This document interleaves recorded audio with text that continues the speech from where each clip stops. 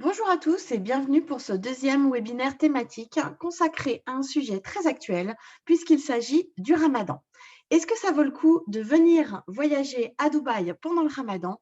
Qu'est-ce que ça implique exactement? On va le voir ensemble.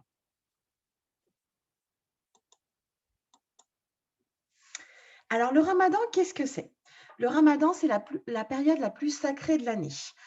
Il faut rappeler que l'islam est religion d'État dans les Émirats arabes unis, que le Ramadan fait partie des 5 piliers de l'islam et que du coup, c'est vraiment une période très spéciale pour tout le monde musulman. Qu'est-ce que c'est exactement? Que représente cette période dans la religion?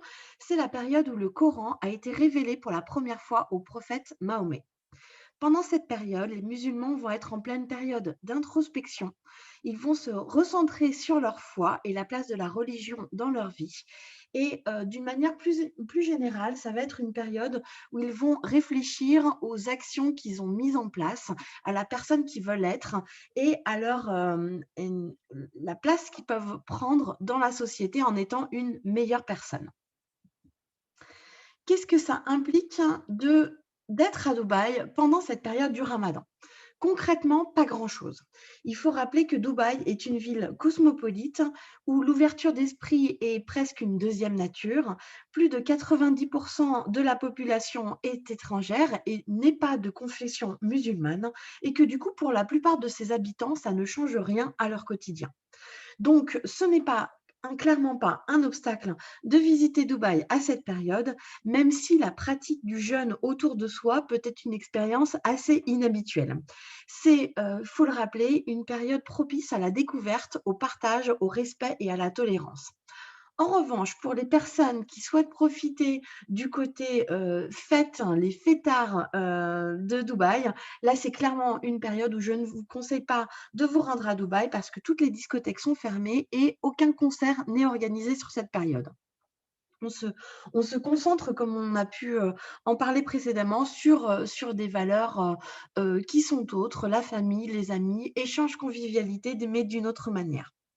Pendant la journée, la ville va avoir un rythme plutôt ralenti à cause de ce jeûne, mais une fois la nuit tombée, l'activité locale va se réveiller de part et d'autre de la ville et la ville va s'illuminer. Au niveau des hôtels, rien ne change. La plupart des employés qui vont travailler dans les hôtels ne sont pas de confession musulmane, puisqu'on va après parler des conditions de travail à cette période. Et du coup, l'activité hôtelière reste inchangée. On peut porter les vêtements qu'on le souhaite, etc., se baigner. Il n'y a aucun problème pour ça. Au niveau des restaurants, même si, la restriction a été levée cette année pour la toute première fois, il faut savoir que les restaurants, aménagent des espaces spécifiques pour abriter la clientèle, des, regards déjeuneurs.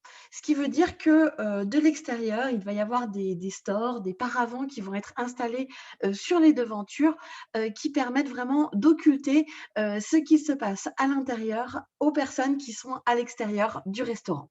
Également, tous les services de livraison à domicile fonctionnent normalement.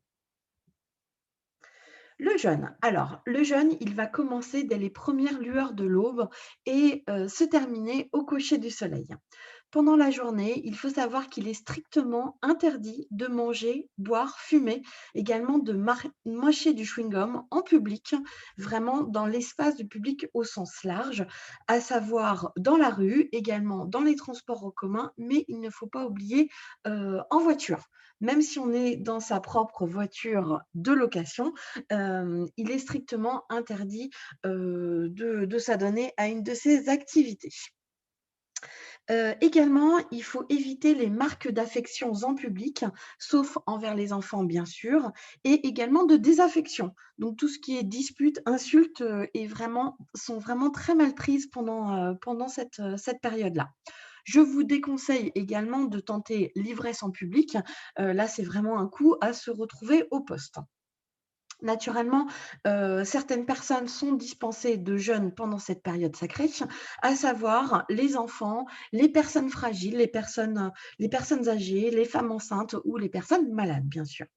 La journée va commencer, par un sohor, le petit déjeuner, avant le lever du jour, qui va être un petit déjeuner beaucoup plus consistant que d'habitude et se terminer par un iftar, donc le dîner qu'on va prendre en soirée.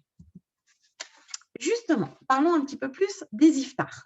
L'iftar, donc, c'est le dîner qu'on va prendre au coucher du soleil. C'est un moment de convivialité vraiment unique qui est généralement partagé en famille ou entre amis.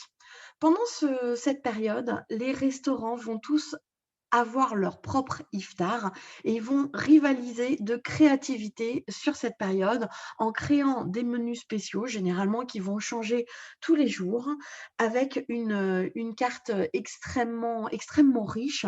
C'est l'une des périodes où on va pouvoir déguster les plats parmi les meilleurs de la cuisine arabe et à chaque fois, effectivement, une grande variété de plats. Il va y avoir plus de plats qu'en temps normal. C'est vraiment un festival pour les papilles. Sur les autres années, il y avait des tentes d'iftar qui poussaient ici et là dans la ville.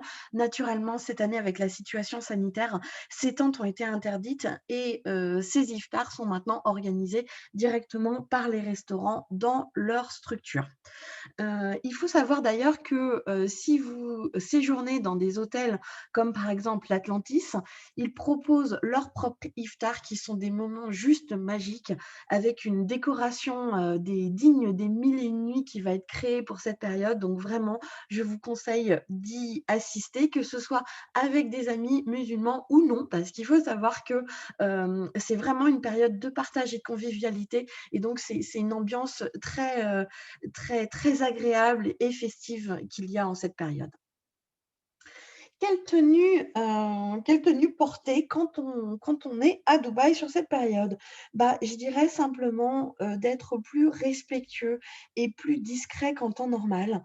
Pour les femmes, je vous conseille d'avoir les épaules et les genoux couverts, d'être habillées plutôt, modestement, quand on est sur l'espace public. Naturellement, quand on est dans les hôtels, sur les beach clubs et cetera, il n'y a pas de contraintes, le maillot de bain est recommandé parce que vous êtes dans des structures qui vont être privées et protégées. La vie pendant le ramadan. Alors, effectivement, c'est un mois, particulier où, à cause du jeûne, on va aménager, les horaires de travail pour les gens qui y travaillent. Effectivement, les journées vont être réduites à 2 heures de travail par jour. Là, c'est vraiment le minimum. Naturellement, ils peuvent travailler plus pour laisser du temps à effectuer les différentes prières qui sont demandées. Également, toute la vie et la ville vont trouver un nouveau rythme sur, cette période de ramadan. Tous les sites touristiques, les monuments, les attractions, les parcs aquatiques et cetera vont être ouverts. Il faut simplement vérifier sur internet avant de s'y rendre, parce que les horaires peuvent varier par rapport à d'habitude, mais en tout cas tout va fonctionner normalement. Par exemple, le spectacle des fontaines de, Burj Khalifa, va avoir lieu uniquement le soir et ne va pas avoir lieu pendant la période du déjeuner. Quant aux petits commerces, hein, eux, ils vont fonctionner, ils vont fonctionner uniquement, le soir, après le coucher du soleil. Au niveau du shopping, le ramadan est une vraie période d'aubaine, pour tous les fans de shopping. Les centres commerciaux vont être ouverts extrêmement tard, jusqu'à 1 heure du matin, c'est pour dire et il va y avoir pendant cette période un tas de promotions, qui va être proposées par les magasins et les différentes marques. Voilà, j'espère que vous avez un aperçu, maintenant, meilleur de la situation à Dubaï pendant le ramadan. Il ne me reste du coup plus qu'à vous souhaiter Ramadan Karen. À bientôt à Dubaï. Merci.